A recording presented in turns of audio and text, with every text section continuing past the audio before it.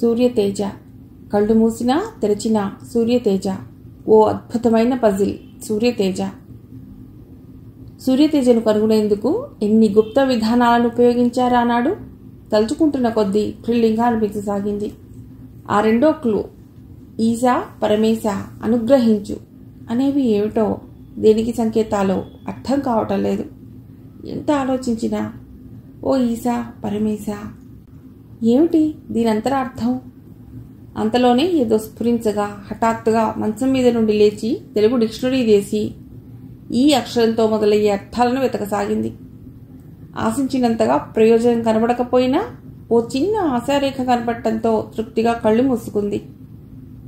ఈశాలో ఈశ్వరుడి పిలవటం, నాగలిని బిగించే షార్ప్ లాంటి దండకము, ఐశ్వర్యము, ఐశ్వర్యవతి, దుర్గా ఉన్నారు. నియం కలిపితే దిక్కును సూచిస్తోంది.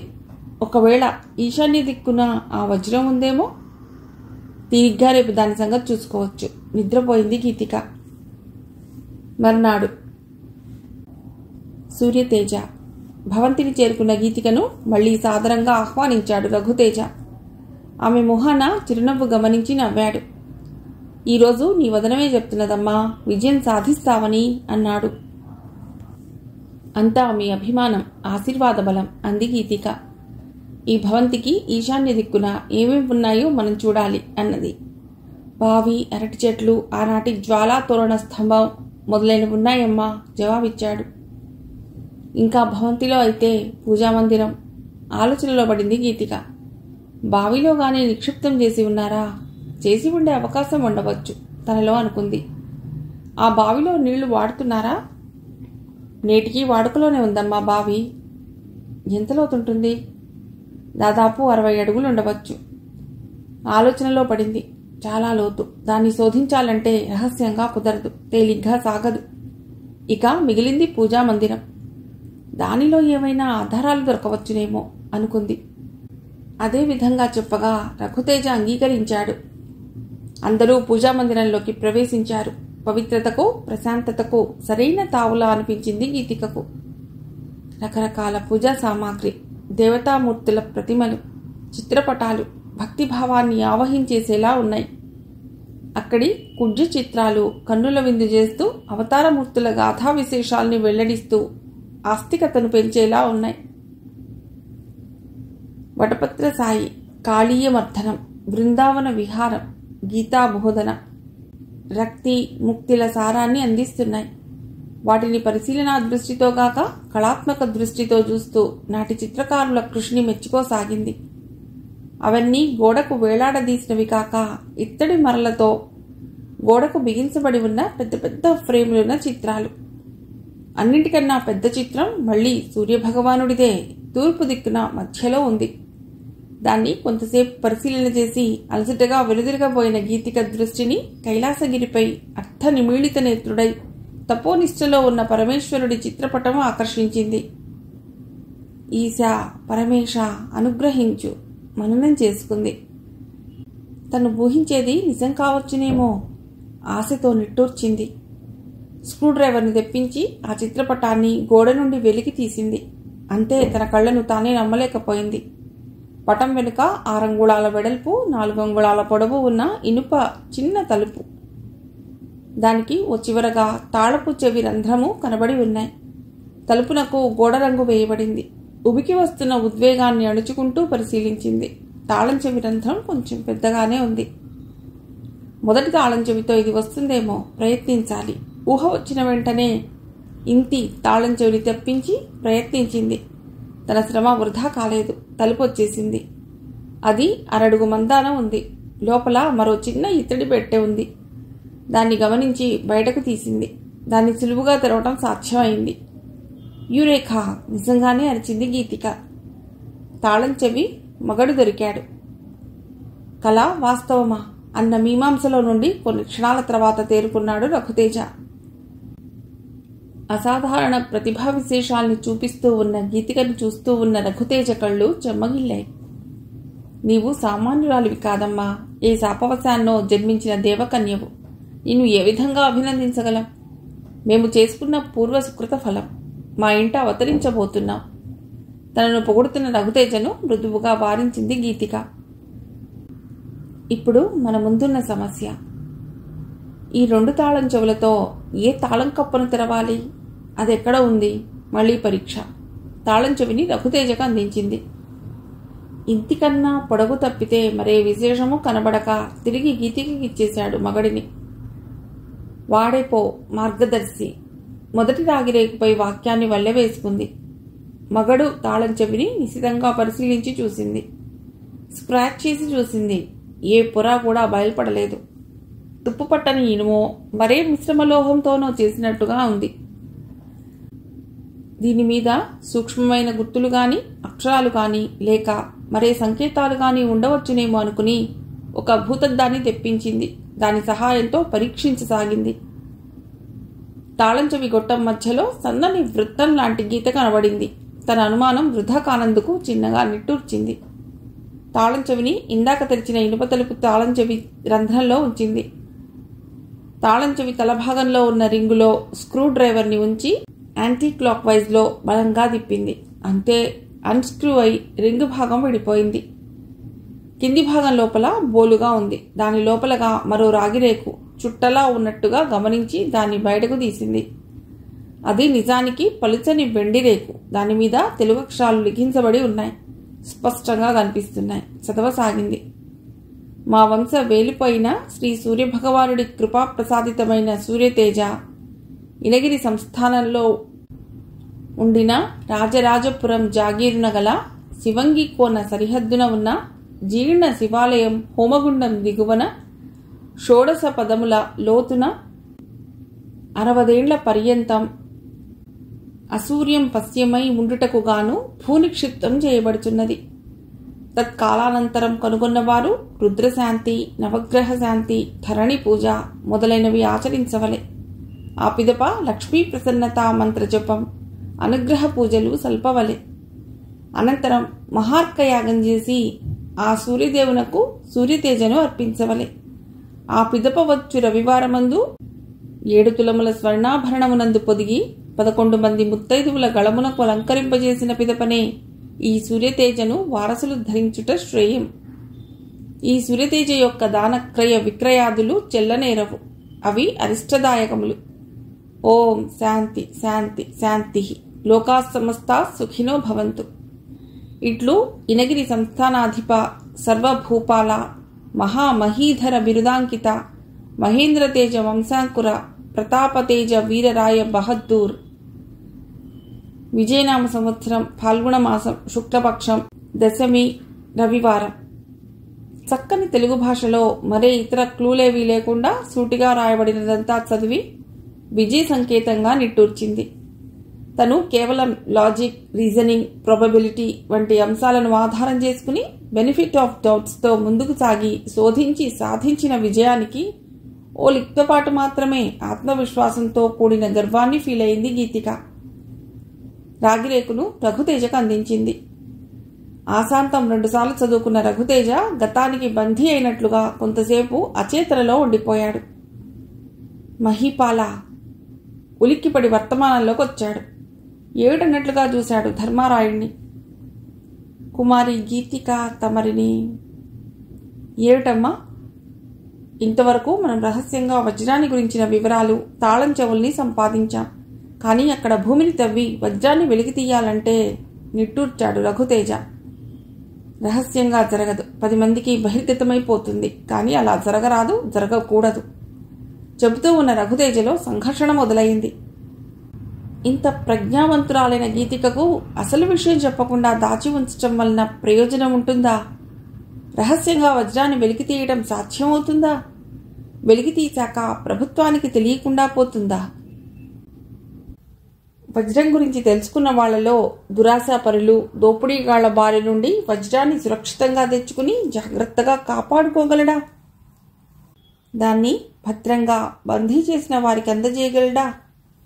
శర పరంపరగా వస్తున్న ప్రశ్నల నుండి రక్షించుకునేందుకు అన్నట్టుగా తన వేలుపైన సూర్యదేవుడి ధ్యానించుకోసాగాడు. పూజా మందిరంలో పద్మాసన స్థితిలో ఉండిపోయినాడు రఘుతేజ. ఆ ధ్యానాన్ని భంగపరచటానికి గీతిక సాహసించలేకపోయింది. 10 నిమిషాలు గడిచినాయి. మెల్లిగా కళ్ళు తెరిచాడు. గీతిక నెమ్మదిగా పిలిచాడు. సమీపానికి వచ్చింది గీతిక. కూర్చోమ్మా. బొద్దికగా కూర్చుంది గీతిక. ధర్మారాయుడు పరిస్థితిని అర్థం చేసుకుని అక్కడి నుండి నిష్క్రమించాడు. గీతిక, నీకొక ముఖ్య విషయం చెప్పాలి. ఇంత విశేష ప్రతిభ, చొరవ, సమయోచిత కర్తవ్య జ్ఞానం ఉన్న నీకు అసలు విషయం చెప్పకుండా దాచటం అవివేకమే అవుతుంది. కనుక చెప్తాను. ఏ ఉద్వేగానికి, ఏ భయానికి వశం కాకుండా విను. తదుపరి కర్తవ్యాన్ని ఆలోచించు. గీతిక ఆశ్చర్యసాగరంలో మునిగి తేలుతున్న అనుభూతి చెందసాగింది. ఒకదాని వెంబడి మరొకటిగా ఎన్నెన్ని సంఘటనలు, అన్నీ వింతగా తన మేధను మధిస్తున్నాయి, పదలు పెడుతున్నాయి. తనలో అనుకుంటూ రఘుతేజ చెప్పేది శ్రద్ధగా వినేందుకు సిద్ధమైంది. రఘుతేజ ప్రారంభించాడు. గీతిక తను ఓ కలకంటున్న అనుభూతి చెందసాగింది. కాలయంత్రం తన ఘంటారావంతో ఇద్దరినీ ఈ లోకానికి రప్పించింది. అప్పుడు గ్రహించింది గీతిక తను కలగనలేదని. ఇదమ్మా విషయం. నీ కాబోయే భర్తను విడిపించుకోగల శక్తియుక్తులు ఉన్నాయని గాఢంగా నమ్మిన పిదపనే నీకు చెప్పాను. శాంతం విన్న గీతిక షాక్ తిన్న దానిలా చేతన కోల్పోయింది కొంతసేపు. ఆ స్థితి నుండి తేరుకున్న క్షణం మళ్ళీ తనకు వివాహయోగం ఉందా లేదా అన్న విషయం కానీ, తన దురదృష్టం గురించి కానీ తలంపు రాలేదు. ఈ విషయం తెలిస్తే తన తండ్రి ఎలా రియాక్ట్ అవుతారు అన్నది తప్ప. ఆయన రియాక్షన్ను ఊహించుకున్న గీతికకు ఒళ్ళంతా జలధరించింది. వణుకు మొదలైంది. చిరుచెమటలు కమ్ముకోసాగే. కొన్ని క్షణాల సేపు అలజడి సుడుల మధ్య గింగిర్లు తిరుగుతూ ఉన్న స్థితి నుండి బయటపడేందుకు ప్రయత్నించింది. మనోధైర్యం కూడా తీసుకుంది. క్రమంగా నిగ్రహించుకోగలిగింది. తనకున్న అవగాహనతో కుతూహలం, ఉత్సాహం కొద్దీ అభేద్య రహస్యాలను వెలికితీయగలిగింది. కానీ ఇకపై తన కాబోయే భర్తను, ఎక్కడ ఉన్నదో తెలియని ఆయన్ను ఎలా కనుగొనగలదు? మనసంతా ఆతృత, ఆందోళనలు ముసుగులా కప్పుకున్నట్లు అనిపించటంతో బరువుగా కళ్ళు మూసుకుని ఉండిపోయింది. ఏం చేయాలి? ఈ విషమ పరిస్థితిలో తనకు సహకరించగలిగేదెవరు? మదిలో ఓ కాంతిరేఖ తళుక్కుమంది. అవును, కాంతి. ఏఎస్పి కాంతి. రఘుతేజకు కాంతిని గురించి చెప్పింది. సందేహించాడు రఘుతేజ. నా గురించి మీరు ఎంత గొప్పగానూ భావిస్తున్నారు, అందుకు కృతజ్ఞురాలను. కానీ మీరు చెప్తున్న నా గొప్పతనానికి అసలైన కారకురాలు ఆ కాంతిగారే. ఆమె నాకు గురువు, మార్గదర్శి, శ్రేయోభిలాషి అన్నీ. రఘుతేజ సాభిప్రాయంగా చూశాడు గీతికను. నీకు విజయం కలగాలి ఆశీర్వదించాడు. Wonder, really it is a very very interesting story. Arabian night స్టోరీలా ఫెంటాస్టిక్గా ఉంది. కాంతి, నా జీవితంలో అడుగడుగునా ఈ కష్టాలు ఎందుకు వస్తున్నాయో తెలియదు అని నవ్వుతూ అంది గీతిక. ఆ నవ్వులో మెరుపు లేకపోవటం గమనించింది కాంతి.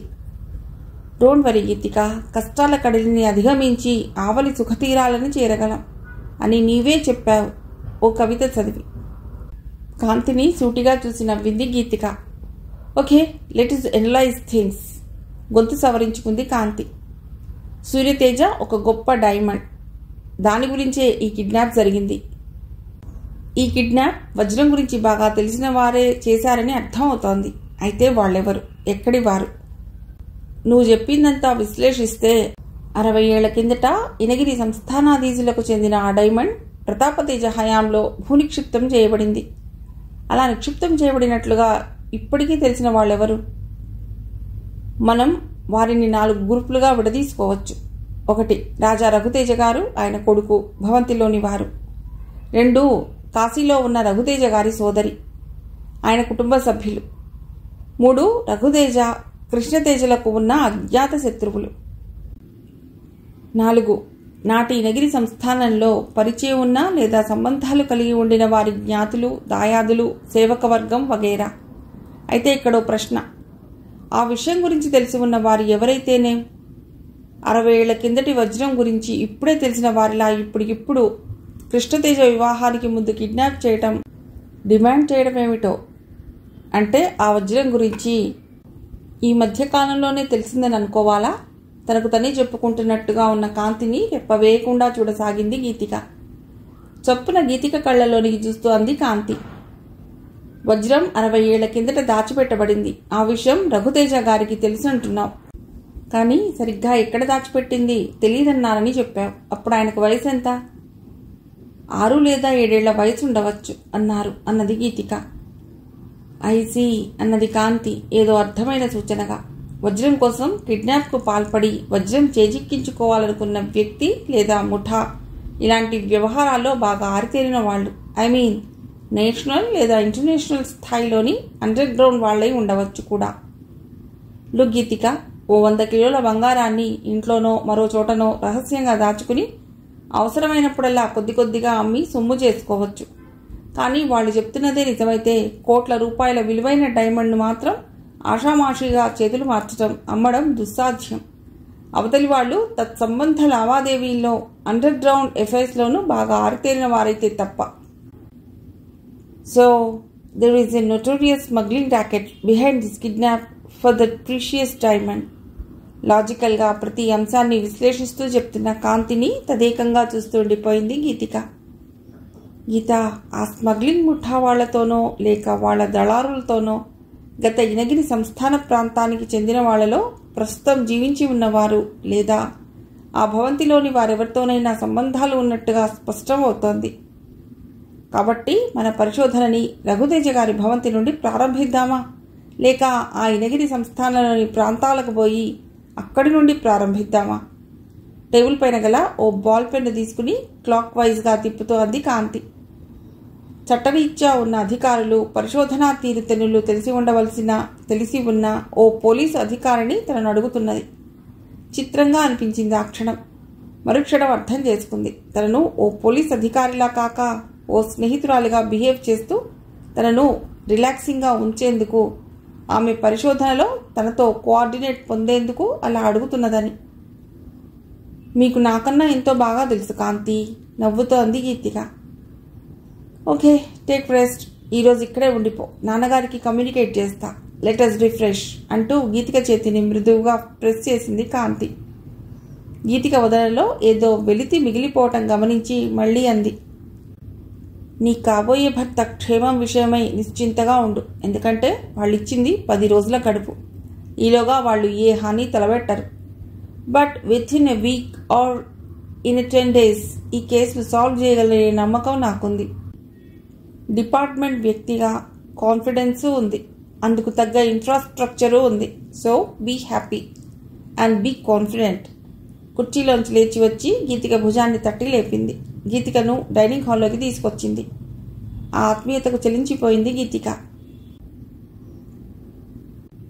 ఉదయం 11 గంటలు దాటింది. కాషాయ వస్త్రాలు ధరించి ఉన్న రఘుతేజ అతిథులకు భోజనం పెట్టే ఏర్పాట్లలో ఉన్నాడు. ఆయన ముఖంలోని కొన్ని రోజుల కిందటి వరకు ఉండిన తేజస్సు లేదు. గంభీరత సడలి ఉంది. ధర్మారాయుని సహకారంతో వడ్డనలు పూర్తి చేశాడు. అతిథులు ఆరగింపు మొదలెట్టారు. రఘుతేజ ఒక అతిథిని వింతగా చూడసాగాడు. అతిథి అదేమీ గమనించకుండా తన పని కానిచ్చి ఆ పిదప తాంబూలం దక్షిణ స్వీకరిస్తూ 2 చేతులు జోడించి రఘుతేజకు నమస్కరించాడు.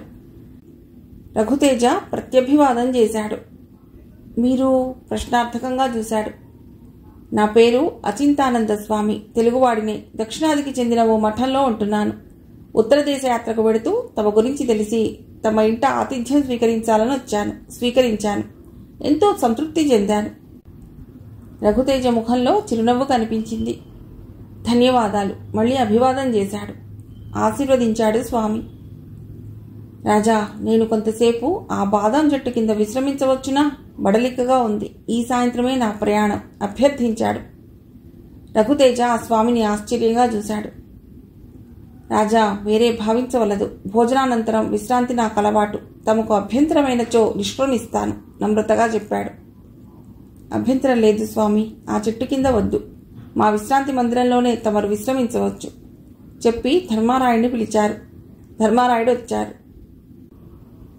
వీరికి మన విశ్రాంత మందిరంలో పడక ఏర్పాటు చేయండి, అవసరమైన సపర్యలు చేయండి పురమాయించాడు.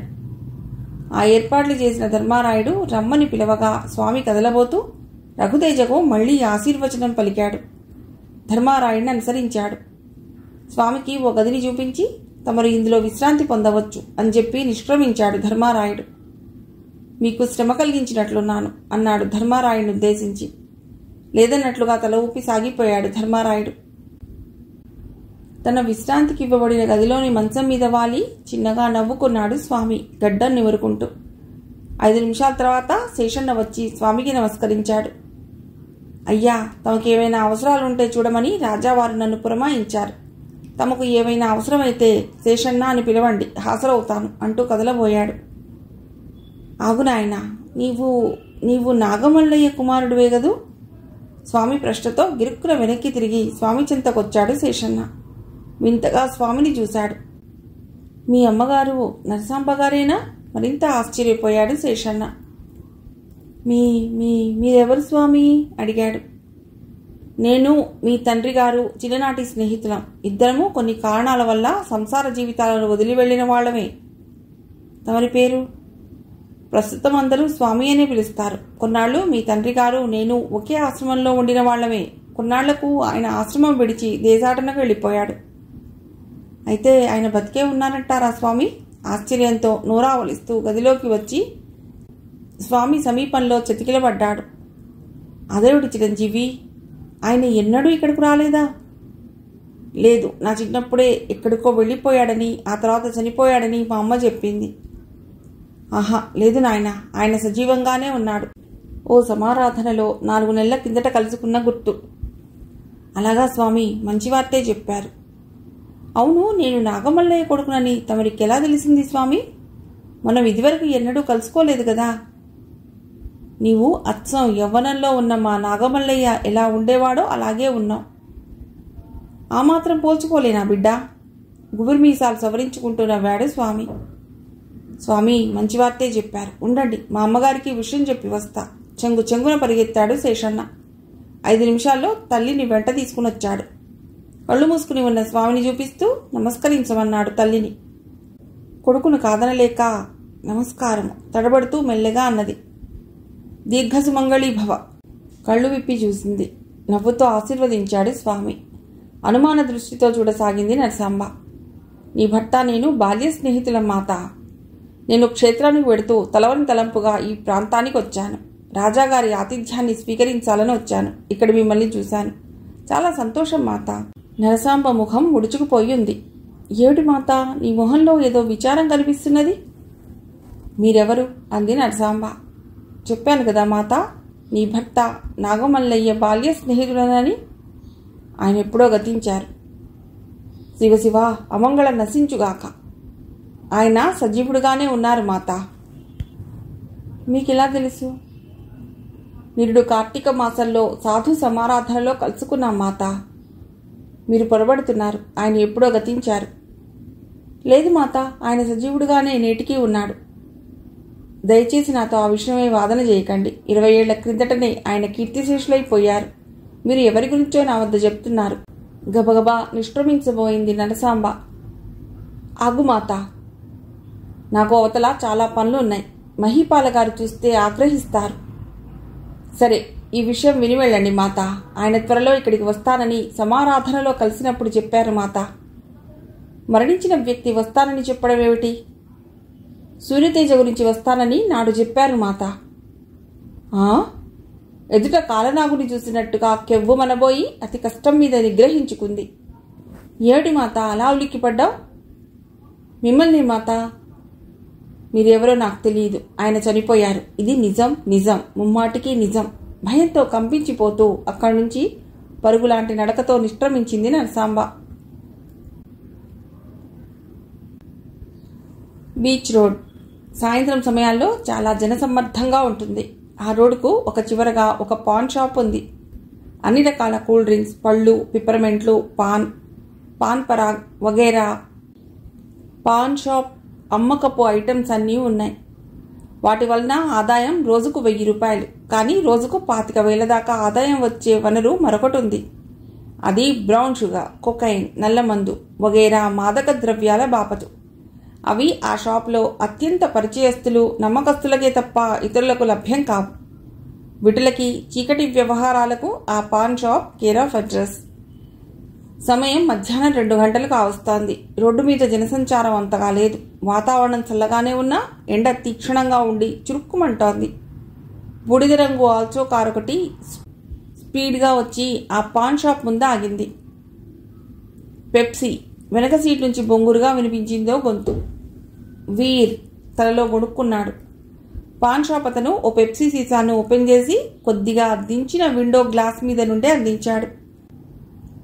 దాన్ని అందుకుని తాగి ఖాళీ సీసాను ఓ 100 రూపాయల నోటును అందించాడు. పాన్ షాప్ అతను చిల్లర నోటు ఇచ్చాడు. కారు కదిలి వెళ్ళిపోయింది. చిల్లర నోట్ల మధ్య ఓ చిన్న స్లిప్ ఉంది. దానిపైన రాసి ఉన్న దాన్ని చదువుకుని తుళ్ళిపడ్డాడు పెప్సీ తాగిన వ్యక్తి. ఆ స్లిప్ మీద CINDUNT ఇంగ్లీష్ అక్షరాలతో ఓ పదం రాయబడి ఉంది.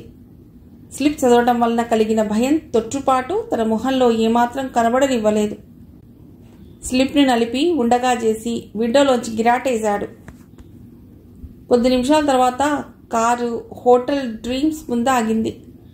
కారు దిగి ఫేర్ చెల్లించి హోటల్లోకి ప్రవేశించాడు ఆ వ్యక్తి. అద్దె కారు అక్కడి నుంచి నిష్క్రమించింది. ఓ అరగంట గడిచాక హోటల్ నుండి బయటకు వచ్చిన అతడు అటు ఇటు చూశాడు. కనుచూపు మేరలో ఏ వాహనము రాకపోవటం గమనించి జంక్షన్ దాకా వెళ్లాలని నడక సాగించాడు. ఎదురుగా ఓ వాహనం రావడం చూసి ఆగాడు. దాన్ని టాక్సీగానే గుర్తించి ఆపి ఎక్కాడు. సీవ్యూ లైన్స్కు పోని చెప్పాడు. టాక్సీ బాణంలా దూసుకుపోయింది.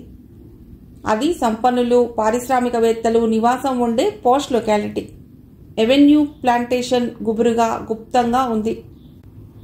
పట్టపగలే హత్యలు జరిగినా పక్క బంగళా వారికి కూడా తెలియరానంతగా దట్టంగా గుబురుగా ప్లాంటేషన్స్ ఉండి హైడింగ్గా ఉంటాయి అక్కడి బంగళాలు. హత్యలు జరిగినా జరగనట్టు తెలిసినా పట్టించుకోని తీరులో ఉంటాయి అక్కడి వారి జీవన రీతులు. సీవ్యూ లైన్స్లోని 1వ లైన్ మొదట్లో ఒక ఇంటర్నెట్ కెఫే ఉంది. ఆ కెఫేలోకి పోయి నెట్ ద్వారా ఓ సందేశాన్ని మెయిల్ చేశాడా వ్యక్తి. అటు నుండి ఏదైనా మెసేజ్ వస్తే తనకు తెలియపరచమని, మళ్ళీ సాయంత్రం వస్తానని చెప్పి తన అడ్రస్, పేరు చెప్పాడు కెఫే యజమానితో. ఆ తర్వాత రిలాక్స్గా అయినట్టుగా ఊపిరి పీల్చుకున్నాడు. తర్వాత కారు పరుగుదీసి 2వ లైన్లో 13వ నెంబర్ బంగళా ముందు ఆగింది. ఆ బంగళా వీరచక్ర గ్యాలంటరీ అవార్డు గ్రహీత అయిన ఓ రిటైర్డ్ లెఫ్టినెంట్ కర్నల్ గారిది. ఆయన నీతి నిజాయితీలకు మారుపేరు. గొప్ప సంఘ సంస్కర్త, అంతకు మించి సామాజిక సేవా కార్యకర్త. ఆయన కొడుకులిద్దరూ విదేశాల్లో స్థిరపడిపోయి ఉన్నారు. భార్య 5 ఏళ్ల క్రితం గతించింది. 66 ఏళ్ల ఆయన ఆ బంగళాలో ఒంటరి. ఆయనకు సదా ఎవరో ఒకరు తోడుగా ఉండాలి. వాళ్ళు మంచివాళ్లే ఉండాలి. కల్నల్ గారి అభీష్టం అది. Beach road. ఏమయ్యా, డన్ హిల్స్ ఉందా? చూస్తే షోకిల్లా రాయడా లేక ఉద్యోగ అన్న సందేహం వచ్చేట్టుగా ఉన్న ఓ యువకుడు ఆ పాన్ షాప్ ముందు నిలబడి పాన్ షాప్ వాడిని అడిగాడు. పాన్ షాప్ వాడు అడిగిన వ్యక్తిని పరీక్షగా చూశాడు. నేవీ వాణ్ణి. నాకు అదే అలవాటు. ముంబైలో అయితే ఏ పాన్ షాప్లో అయినా దొరుకుతాయి. ఇక్కడ ఎక్కడో కానీ దొరకటం లేదు. యువకుడు చెప్పిన సంజాయిషితో తృప్తిపడ్డాడు పాన్ షాప్ అతడు. డబ్బులు తీసుకుని ఓ ప్యాకెట్ ఇచ్చాడు. యువకుడు ప్యాకెట్ విప్పి ఓ సిగరెట్ వెలిగిస్తూ 440 నెంబర్ గల సిటీ బస్ ఇలా వస్తుందా అడిగాడు. అరగంటకు ఒకటి వస్తుంది. అదిగో ఆ స్టాప్ దగ్గర ఆగుతుంది. స్టాప్ కేసు చూపిస్తూ అన్నాడు. అచ్చా. పొగ రింగులు రింగులుగా వదులుతూ ఎవరికోసమో నిరీక్షిస్తూ ఉన్నవాడిలా రోడ్డు మీదకు తన దృష్టి సారించాడు. ఉన్నట్టుండి అరే వెంకట్ వెంకట్ బైక్ మీద పోతున్న వ్యక్తిని చూసి గట్టిగా చప్పట్లు కొడుతూ అరిచాడు. బైక్ మనిషి బైక్ ఆపి వెనుదిరిగి చూసి గాల్లో చెయ్యూపాడు. ఓ నువ్వా అన్నట్లు. ఆ తర్వాత వెనుదిరిగి నవ్వుతూ యువకుడి దగ్గరకు వచ్చాడు. బైక్ ఆపి స్టాండ్ వేశాడు. అరే భాయ్, నువ్వా? ఎన్నాళ్ళైందిరా నిన్ను చూసి? ముంబై నుండి ఎప్పుడొచ్చావు? మొహం నిండా చిరునవ్వు పులుముకుంటూ మిత్రుని సమీపించి కరచాలనం చేశాడు. వారమైంది వచ్చి. అమ్మా, నాన్న, సిస్టర్ అందరూ బాగున్నారా? నువ్వెప్పుడొచ్చావు? మిలిటరీకి వెళ్ళిపోయావు. మీరట్లోనే ఉన్నావా లేక? లేదు, కాశ్మీర్కు పంపించారు. 4 రోజులు సెలవు తీసుకుని మొన్ననే వచ్చాను. విశేషం ఏమిటో? చెల్లెలకు సంబంధం కుదిరింది. వచ్చే నెల 2వ తేదీనే పెళ్లి. వెరీ గుడ్, శుభవార్త చెప్పావు. మీ కాబోయే బావమరిది ఎవరు? ఏం చేస్తున్నాడు? మా పెద్ద వదిన తమ్ముడే. పోర్ట్ ట్రస్ట్లో చేస్తున్నాడు. Very good. ఇంకేమిటి విశేషాలు? చాన్నాళ్ళకు కనబడ్డా? ఏమున్నాయి, మా చిన్నరాజా గారు ఈ మధ్య కనపడటం లేదు. మా ఊళ్ళో అందరూ అదే చెప్పుకుంటున్నారు.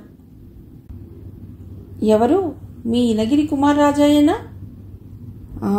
ఆయనే. ఆయనకి ఈ మధ్య పెళ్లి నిశ్చయమైంది కూడా.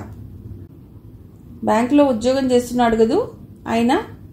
అవును, 40 లక్షల గోల్మాల్ జరిగిందని, ముఖ్యమైన కాగితాలేవో పోయాయని అంటున్నారు.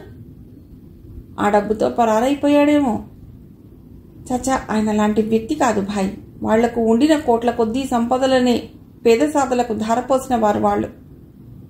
ఏమో, అప్పటి బుద్ధులు అలా ఉంటే ఇప్పటి బుద్ధులు ఇలా మారిపోయాయేమో ఎవరికి తెలుసు.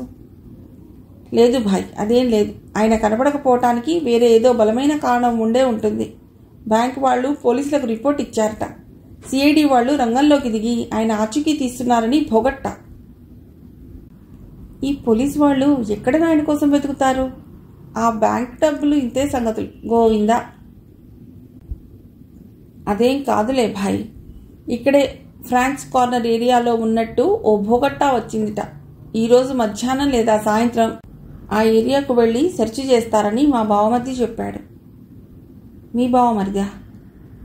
అదే ఈ సిటీలో కంట్రోల్ రూమ్లో చేస్తున్నాడుగా అతడు. సరేలే, మీ కుమార్ రాజా కబుర్ల తర్వాత మన వనజాక్షి ఏం చేస్తోంది అంటూ సంభాషణ మార్చాడు.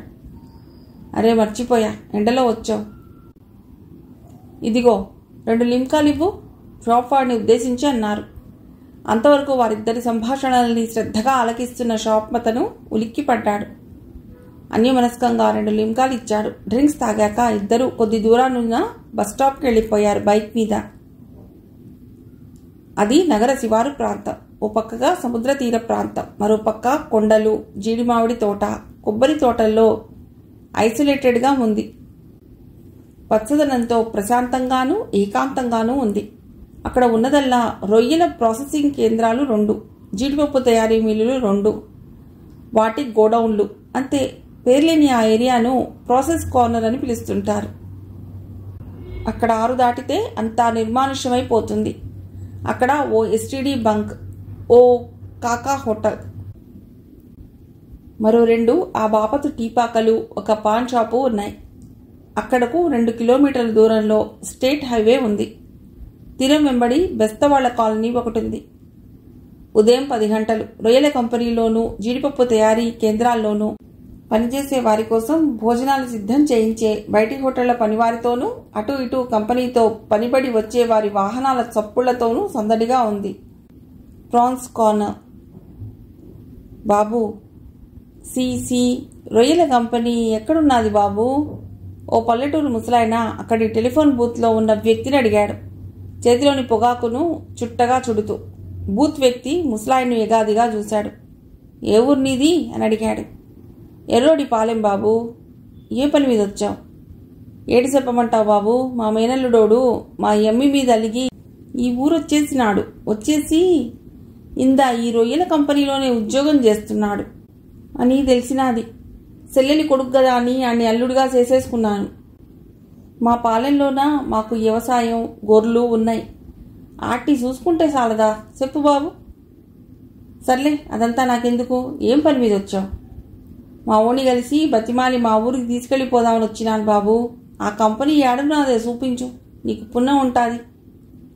అదిగో ఆ రొయ్యల బొమ్మ ఉంది, కనిపిస్తున్నదా? దాని ఎదురుగా ఉన్న రోడ్డులోంచి వెళ్ళి ఎడమవైపుకు తిరుగు. అలాగే బాబు, వస్తాను. నిన్ను వాళ్ళు లోనికి రానివ్వరు. 5 గంటలకు పనివాళ్లు డ్యూటీ దిగొస్తారు, అప్పుడు కలుసుకో మీ వాణ్ణి అన్నాడు. అలాగా బాబు, తమరు చెప్పినట్టే చేస్తాను బాబు. తమ దగ్గర అగిపెట్టున్నదటండి, నోరు శివశివలాడిపోతున్నది. బూత్ వ్యక్తి ముసలాయిని గుర్రుగా చూశాడు. లేదు పో, కసురుకున్నాడు. పోనీలే బాబు, అలాగెళ్ళి ఎవరినన్నా అడుక్కుంటాను. ముసలాయన నిష్క్రమించాడు, మాసిపోయిన నల్లని గుడ్డ సంచిని మోచేతి మధ్యలోంచి వేలాడదీసుకుంటూ. అక్కడ గుబురుగా దట్టంగా ఉన్న ఓ మామిడి చెట్టు నీడన చెట్టుకు చేరబడుతూ చుట్ట వెలిగించాడు. చుట్టపొగ పీలిస్తూ తన్మయత్వంతో పునిరాగాలు అందుకున్నాడు. అటువైపు అప్పుడప్పుడు వాహనాలు, బైకులు వస్తూ పోతూ ఉన్నాయి. వాటికేసి వింతగా చూస్తూ, మా రాజులు కార్లతోనే తప్ప కాల్నడకన రారు, అదృష్టం చేసుకుని ఉండాలా అంటూ మాసిపోయిన తువ్వాలి కిందపరిచి మేను వాలుస్తూ ఓ జనపదం అందుకున్నాడు. ఏడబోయావురా మామ, నన్ను వదిలి నువ్వేడబోయావురా మామ. లొల్లాయి పదాల్ని పాడుకుంటున్న ముసలాయిని గమనించి అక్కడున్న ఓ వాచ్మెన్ వచ్చాడు. ఏయ్ ముసలోడా, ఏమిటా పాటలు? ఇదేంటి నీ వాకిలనుకున్నావా? పో దూరంగా పో అని కసురుకున్నాడు. అలాగే బాబు, కూసింత చల్లగా అనిపిస్తే రాగం తీసినాను. అదిగో మా అల్లుడోడు రొయ్యల కంపెనీ నుండి వస్తాడని చూస్తున్నా. అదే వినిపించుకొని వాచ్మెన్ ముసలాయిని మరోసారి గట్టిగా కసురుకుని అక్కడి నుంచి వెళ్ళిపోయాడు. మరో చల్లని నీడ చూసుకుని తువ్వాలి పరిచాడు ముసలాయన. ఏడబోయావురా మొదలెట్టాడు. మధ్యాహ్నం 4 గంటల సమయం. బూడిద రంగు ఆల్టో కారు ఒకటి స్పీడ్గా ప్రాన్స్ కార్నర్ నుండి బయటపడి హైవేకి దారి తీసింది. కారు వెనక సీట్లో 2 సిక్కు యువకులు ఉన్నారు. వాళ్ళు పేపర్ చదువుకుంటున్నారో గోళ్ళు గిల్లుకుంటున్నారో గ్లాసు అద్దాల్లోంచి బయటకు కనపడటం లేదు. ముందు సీట్లో డ్రైవర్ గాక మరో వ్యక్తి ఉన్నాడు. అతడు డ్రైవర్ని కారు వేగం గంటకు 100 km స్పీడ్ తగ్గకుండా చూడటమే తన పని అన్నట్టుగా డ్రైవర్ని తొందర పెట్టడం మొదలెట్టాడు. 10 నిమిషాల్లో కారు హైవే చేరుకుంది. మరో పావుగంటలో చిలకపాడు జంక్షన్ చేరుకునేదే. కానీ రోడ్డు రిపేర్ చేస్తున్న కారణంగా ముందున్న వాహనాలను ఓవర్టేక్ చేసే అవకాశం లేక నెమ్మదిగా పోసాగింది. నెమ్మదిగా వెడుతూ ఓ చోట ఆగిపోయింది. చిలకపాడు జంక్షన్ దగ్గర రైల్వే క్రాసింగ్ గేటు వేసిన కారణంగా కారులో ఉన్న వాళ్లలో ఓ 2కి టెన్షన్, అసహనం అంతకంతకు పెరిగిపోసాగినాయి. రైల్వే వాళ్లను బూతులు తిట్టడం ప్రారంభించారు. Hands up! ఉరుములేని మెరుపులా హఠాత్తుగా ఓ కీచు స్వరం గట్టిగా వినపట్టడంతో త్రుళ్ళిపడ్డారు కారులోని వ్యక్తులు. ఆసరికే డ్రైవర్ పక్కనున్న విండోకి అవతలగా ఓ రివాల్వర్, మరో 303 రైఫిల్ వాటి లక్ష్యాన్ని గురిచూసుకున్నాయి. న్యూస్ పేపర్ కింద దాచి ఉంచిన పిస్టల్ను తీసుకునే వ్యవధి లేదు, ప్రతిఘటించే అవకాశమూ లేదు. ఝడాలన కార్ డోర్ని ఓపెన్ చేయించి డ్రైవర్ను బలంగా బయటకు గుంచి అతడి పెడరెక్కల్ని వెనక్కి విరిచి పట్టుకోవడం, ఆ పక్క వ్యక్తిని బయటకు ఈడ్చి బంధించేయటం అతి లాఘవంగా జరిగిపోయినాయి. అదే క్షణం మరో 2 సాయుధులు వెనక సీట్లోని వ్యక్తులని బయటకు లాగి అదుపులోకి తీసుకునడమూ జరిగిపోయింది. Madam, I'm Krishna Teja, please save me. 2 Sikh యువకుల్లో ఒకతను హఠాత్తుగా మేడం వెనక్కి రావటంతో బిత్తరపోయిన సాయుధులు అటాక్ చేయబోయారు. నో నో, హీజ్ కృష్ణతేజ అనటంతో ఆగిపోయారు. Arrest them and get into the van, రివాల్వర్తో చూపించింది మిగిలిన ముగ్గురిని. మఫ్టీలో ఉన్న పోలీసులు ముగ్గురికి సంకెళ్లు వేసి ముందున్న వ్యాన్లోకి బలంగా నెట్టారు. Now open the gate. వైర్లెస్లో గేట్ మ్యాన్ వద్దనున్న పోలీసు అధికారికి సూచనలు ఇచ్చింది కాంతి. కొద్ది క్షణాలకు గేట్